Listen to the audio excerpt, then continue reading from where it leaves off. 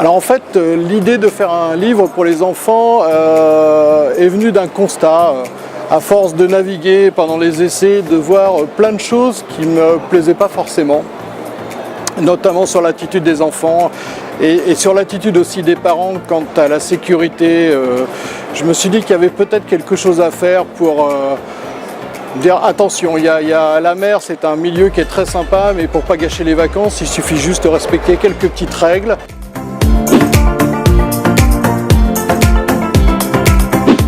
On va effectivement évoquer d'abord un petit peu l'univers de la connaissance du bateau, l'univers marin, savoir un petit peu où y mettre les pieds. L'idée, c'est que quelqu'un qui achète le bateau au salon nautique par exemple, avant la première mise à l'eau qui va se dérouler, je ne sais pas, en mai ou en juin, quelque chose comme ça, que c'est l'enfant ou les enfants de la famille vont, à travers ce livre, avoir la possibilité de un peu se familiariser, se préparer à la première navigation. Donc il y a la découverte de cet univers, autant au niveau matériel qu'au niveau de l'environnement. Il va y avoir aussi un petit apprentissage des règles, des petites choses à respecter pour partager la vie à bord, pour naviguer en toute sécurité. On a un petit aspect sur des activités, parce que naviguer c'est bien, mais parfois ça peut être un peu long si on a une longue distance.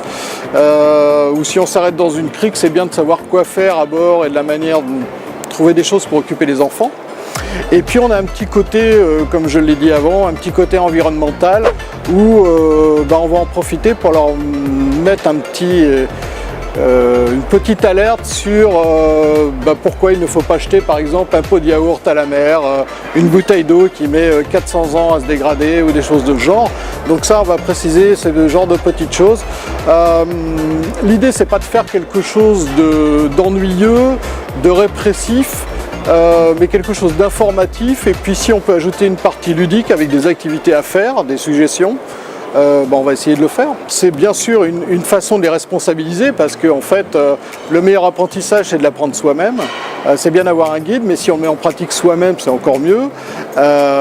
Donc l'idée, ça va effectivement de les responsabiliser en leur proposant un certain nombre d'activités et de découvertes qu'ils pourront faire eux-mêmes, qu'ils pourront partager avec leurs petits frères, leurs petites sœurs, voir le reste de la famille en t'as oublié de faire ça, pourquoi pas. Donc oui, d'en faire des marins et des adultes responsables.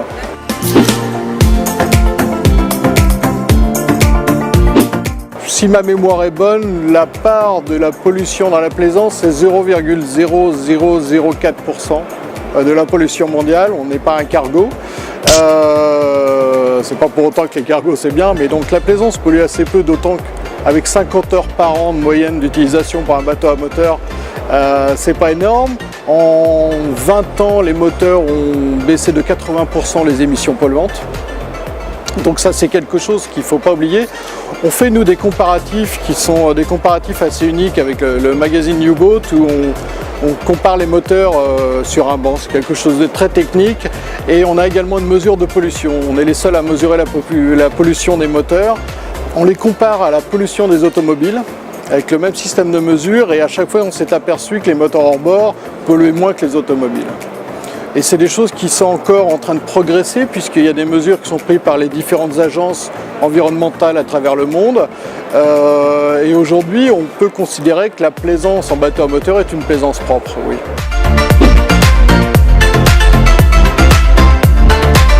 Si j'avais 3 conseils à donner, le premier, avant toute chose, c'est de faire en sorte de lui faire aimer le bateau. Le bateau, moi ça a conduit toute ma vie.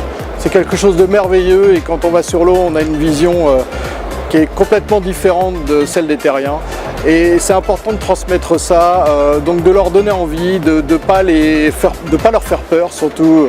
On n'est pas là pour sauter les vagues, on n'est pas là pour faire l'imbécile, il faut les rassurer, leur donner envie de partager ce moment-là. Ça c'est mon premier conseil, vraiment. Mon deuxième conseil, qui va un petit peu de pair, c'est la sécurité. On voit encore beaucoup de choses. Moi je vois très souvent à la sortie des ports des enfants qui sont accrochés au balcon avant, qui n'ont pas de gilet de sauvetage, qui ne sont pas attachés quand il y a mauvaise mer, des choses comme ça. C'est des choses qui ne devraient pas exister parce qu'il suffit d'une mauvaise vague et le drame il est là tout de suite.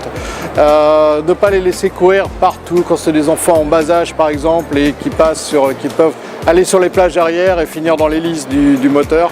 Ça c'est vraiment des choses qu'il ne faut pas. Donc la sécurité c'est un point extrêmement important. Et la troisième chose c'est de les responsabiliser et de faire qu'ils s'approprient cet univers. C'est-à-dire que le bateau, les marins, ce sont les marins de demain en fait. Et c'est important de les responsabiliser, qu'ils prennent leur marque et qu'ils soient capables. On a une législation en France qui permet de conduire un bateau à partir de 16 ans sous la supervision d'un adulte et de passer le permis à 18. Et c'est bien de leur transmettre un petit peu ce relais, d'autant que la transmission entre les parents et l'enfant à travers du bateau, c'est aussi quelque chose de magique. Le bateau, c'est aussi un merveilleux moment de partager du temps avec ses enfants.